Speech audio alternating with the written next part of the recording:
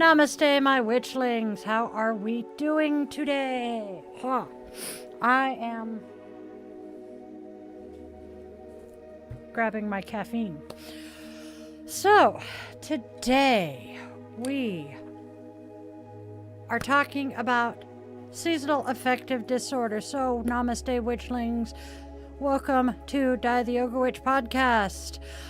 Seasonal affective disorder, or SAD, can cast a shadow over our spirits, but don't freak out. We have tools to illuminate that path. I personally deal with seasonal affective disorder myself, so I know what I am talking about.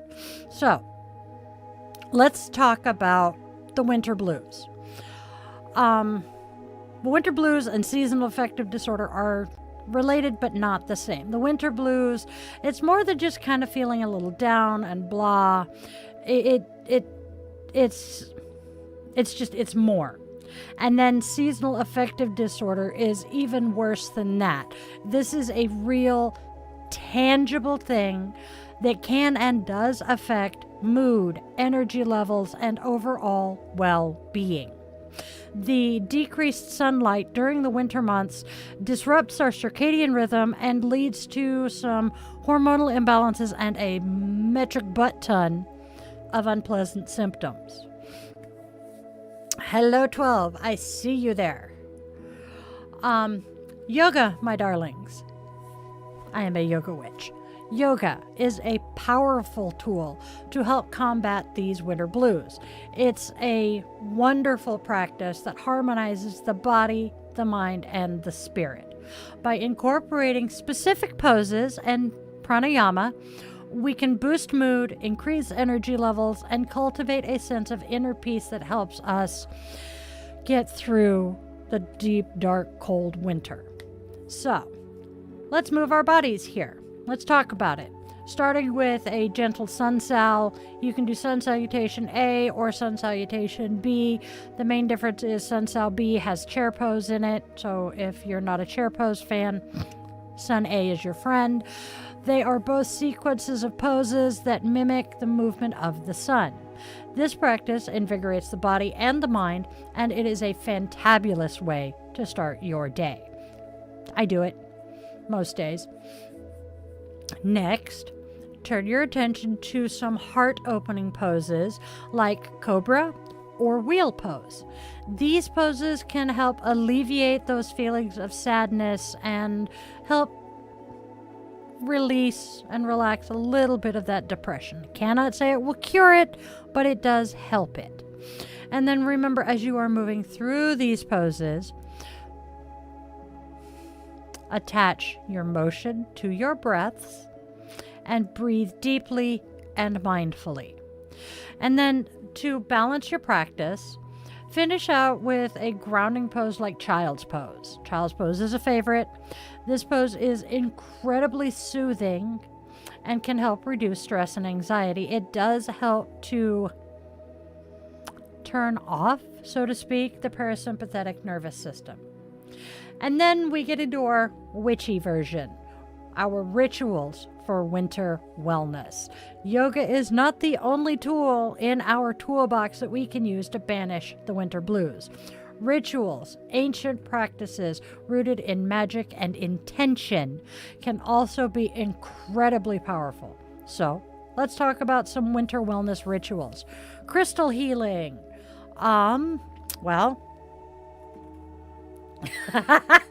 Apparently I'm not breathing. I'm sorry, y'all. So we have crystal healing. Certain crystals like citrine, I believe this is citrine, and sunstone can both help boost your energy and help dispel some negativity. Another favorite that dispels negativity. One of my favorite stones altogether, hematite. Very good for repelling and dispelling negativity. Place them around your home or carry them in your pocket as a reminder of your own inner light and to help balance and repel that negativity from you when you're out and about. Also, we have herbal remedies.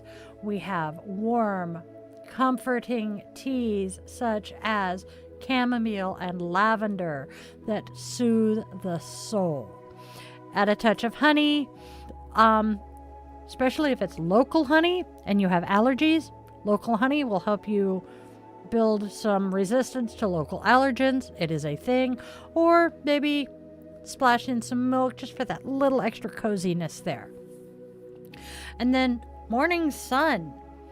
Ooh, the best way to get light, that morning sun. As soon as you wake up, open the curtains and let in that morning light.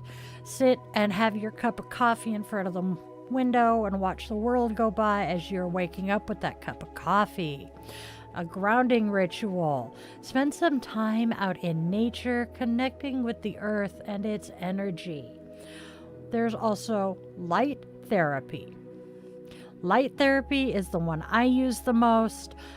Use a light therapy box. Personally, I accidentally discovered that grow lights work wonders here to mimic that natural sunlight, especially during those morning hours. I have 2 former grow lights that we use as my lights while I'm on camera. I have discovered that the reason I am not fighting the seasonal depression anywhere near as bad as usual is I sit here in front of these lights for hours. Because we use them to light me up while I'm on camera. My live ends, and then I completely forget that I've got the lights on. So I'm just sitting here doing whatever in front of the lights. It works. Again, we have the herbal remedies, coming back to those. Some other mood-boosting herbs. St. John's wort. St. John's wort is wonderful. It is a known antidepressant, so I love that one.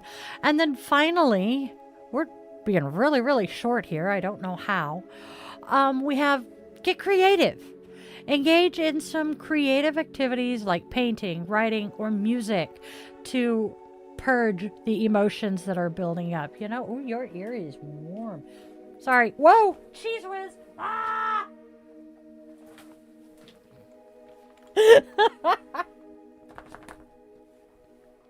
Sorry, you guys. I forgot the keyboard was where the dog could get to it, and he just stepped on it and tried to rewrite everything.